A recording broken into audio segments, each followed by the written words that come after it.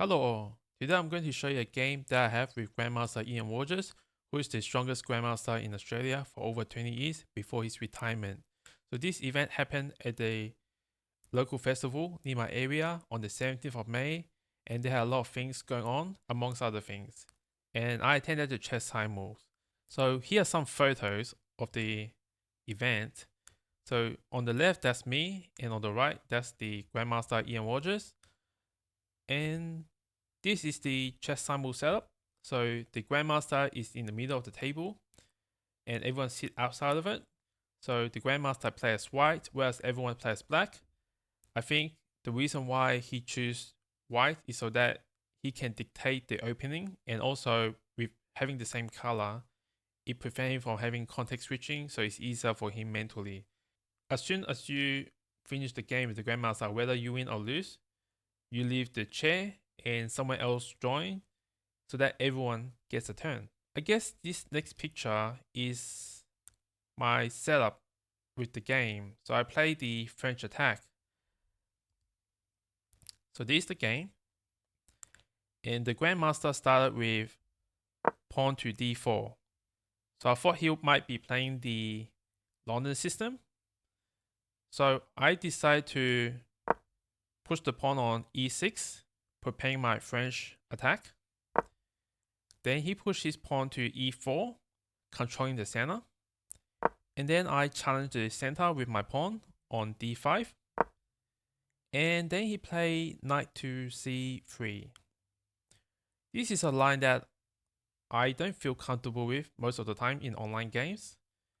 I have ways to counter it, but it's not the line that I prefer to go into. So now I develop my knight on g8 to f6. And then he pushed his pawn to attack my knight. Now, in the theory, the knight's supposed to go to d7, and then eventually I could push this pawn to c5, and then bring up my knight onto c6. Let's say the opponent took my pawn. Now, this pawn will be isolated and hanging, and it's attacked twice by two of my knights, and this other pawn on c5 will be attacked by my knight and bishop. So I'll be able to develop my bishop, taking the pawn, and eventually castle. But this is not a line that I like to go into because I don't play that a lot, even though I study a little bit of it. So I go back to my bread and butter, which is knight to g8. And even though the engine say it's not as good for black because it gives a 0.77 to white, it's actually not very easy for white to attack because it's still very early on. Now, if the bishop come in and try to attack, I could just simply, develop a pawn or maybe put my bishop onto d7 and just trade off. So my bad bishop will be traded away, and this knight on g8 could just reroute to e7 and eventually to f5. So the game continued. He developed his knight to f3. I push the pawn to c5. So if he takes, which he did, I take back, and now this pawn is isolated, so it'll be a weakness eventually.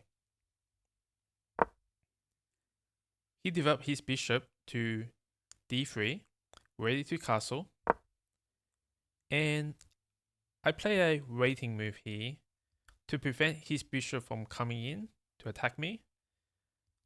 And also, I'm not sure if I really want to castle immediately. So I might just be castling queenside, depending on how he does it. If you look at his positioning of the bishop, it's kind of staying all into my king side.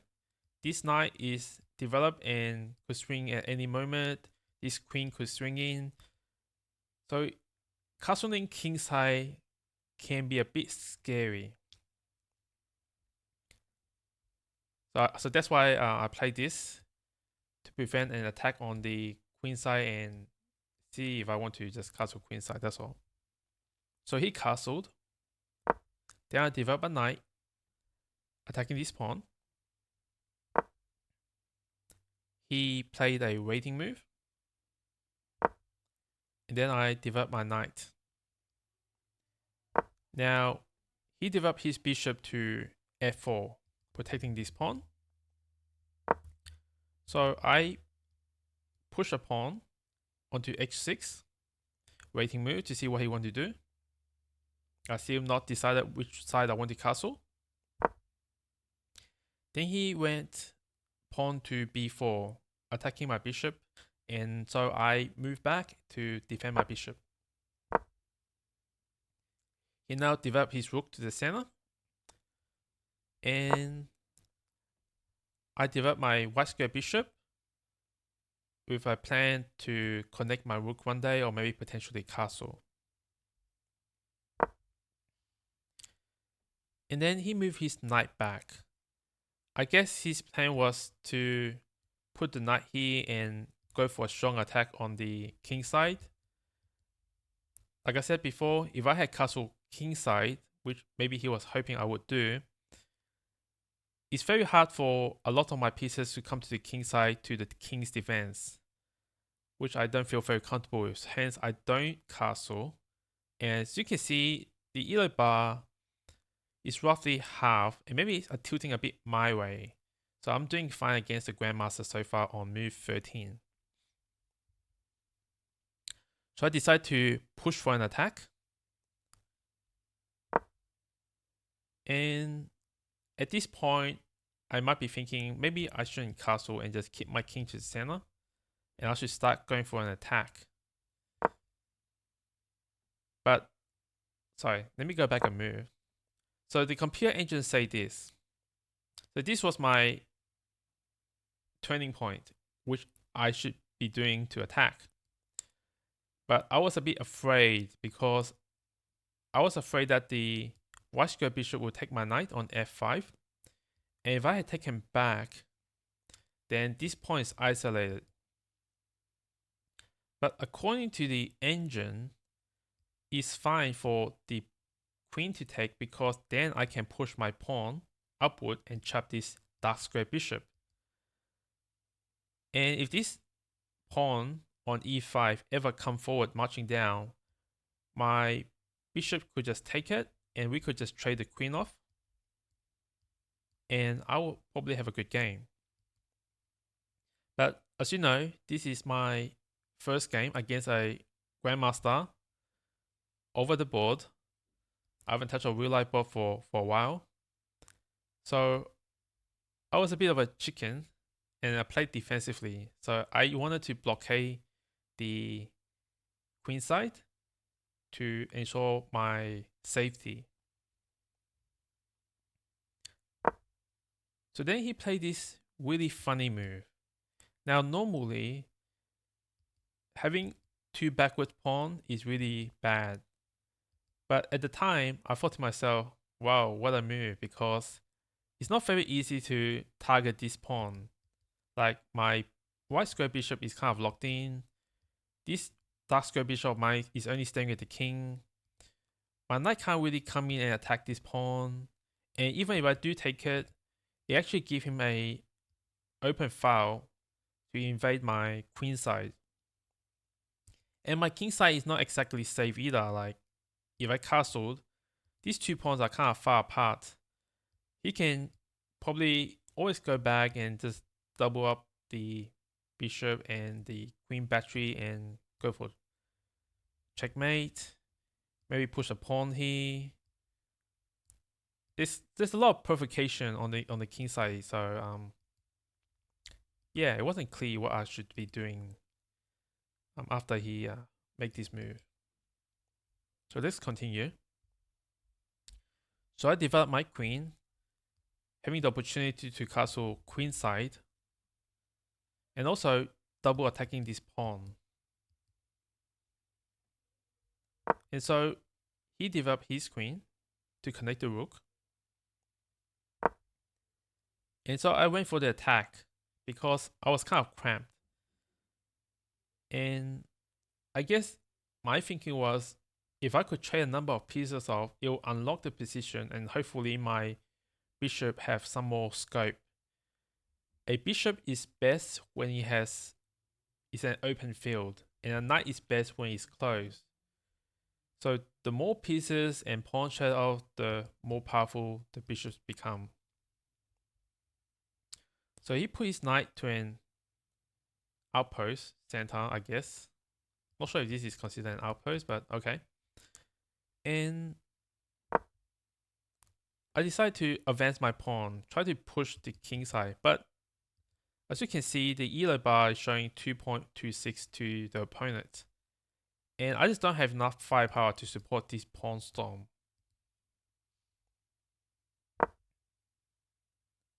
So now the queen invade, which I didn't see, this gap in weakness.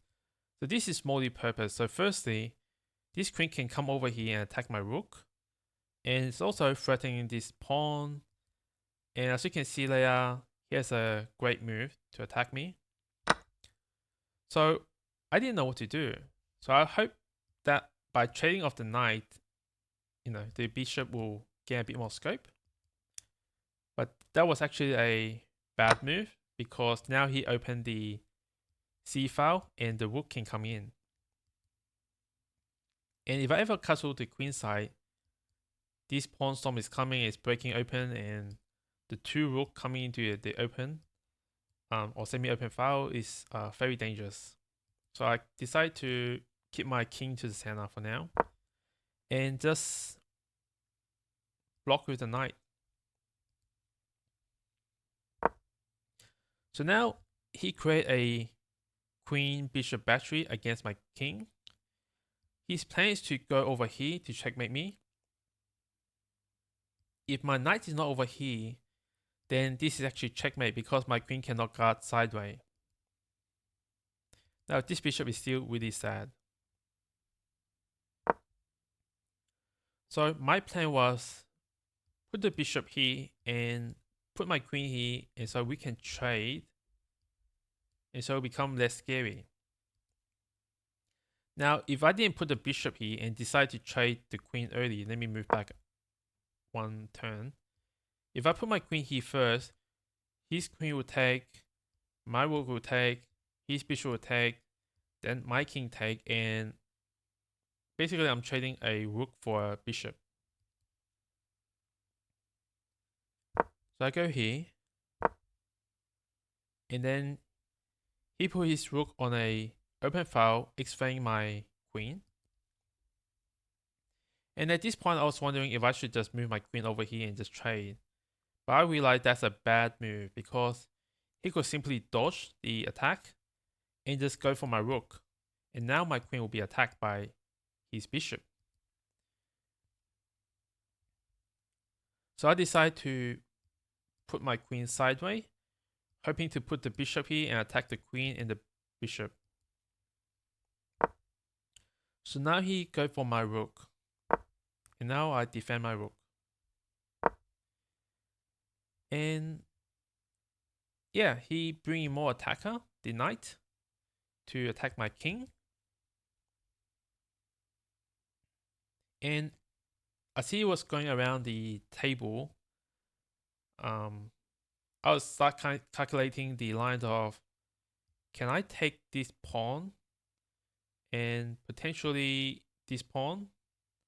And even if he take with the rook, I take with the knight, and he take with the queen, trading a bishop and a knight for a rook and a pawn or two pawns might be good for me because at least the threat is kind of reduced and the positions open up and I'm not a bit cramped.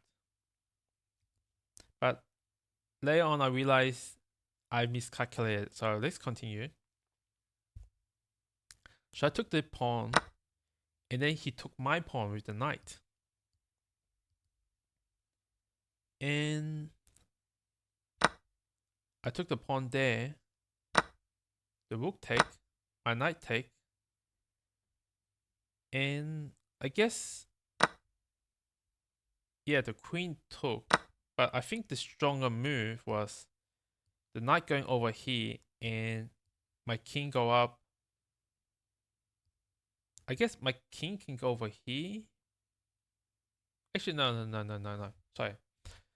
Actually, I've calculated the line where the knight come over here, my king go over here, and whatever he do, my king just escaped to this square. And I was thinking, oh, freedom.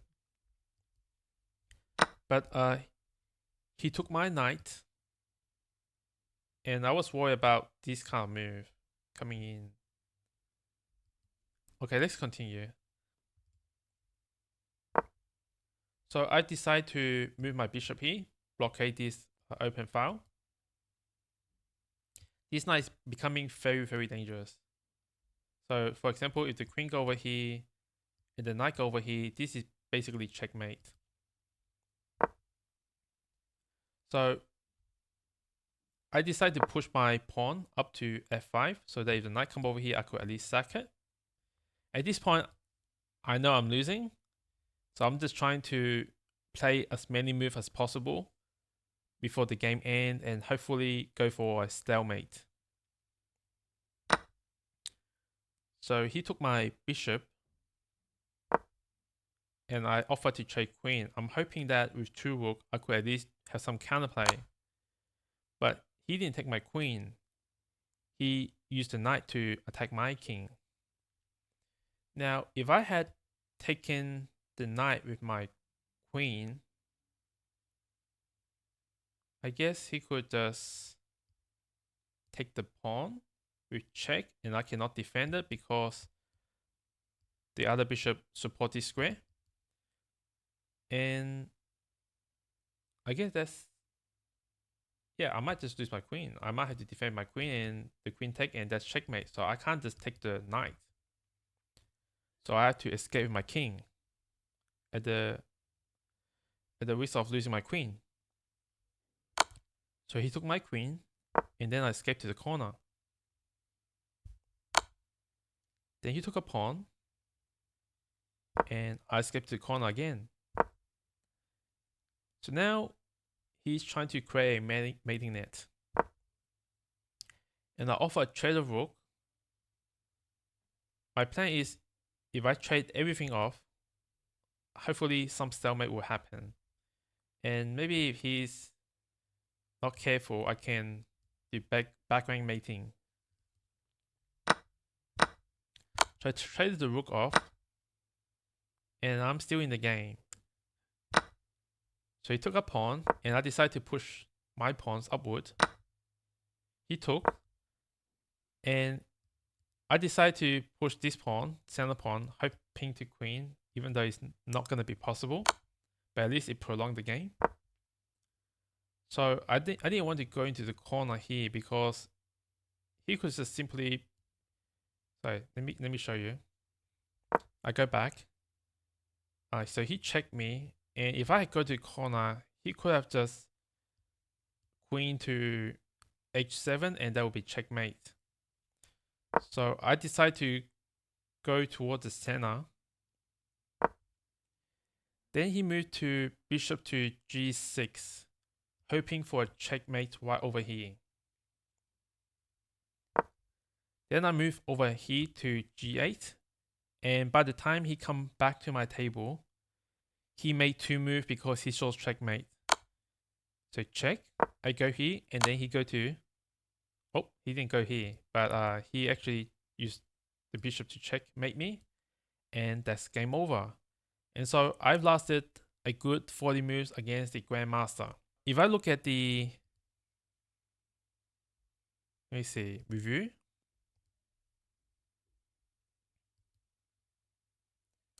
If I look at the graph, you can see that almost for half the game, I was holding on against the Grandmaster, and there's a little blip here, which shows 0.78.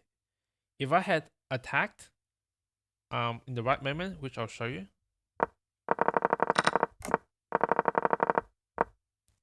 So this was the key moment where I should have just gone for an attack. And even Grandmaster are human. So when you play against a higher elo player, you should not be too defensive. and go for the attack when the opportune moment arrives, which I've learned from now on. And yeah, my accuracy was 76.8 and his accuracy was 85.2. If you look at the move list, I've run great, book move about the same. I have more best move, he had more excellent move. So I did play really well, and both of us did not have any blunders. He had some misses because he was having a winning position, but he did not convert in the quickest manner, which is reasonable because he just making not the perfect move, but an okay move as he go around the table. So in the event, I sat there for over 2 hours. As I was playing, everyone around me was falling apart. They've been losing after like 10 or 20 moves, and a lot of people has replaced them. So for me to last that long, it was amazing, right? And so his mistake was 1, and I have 6 mistakes, and he have 2 inaccuracy, and I have 6 inaccuracy. So what I've learned from this game is that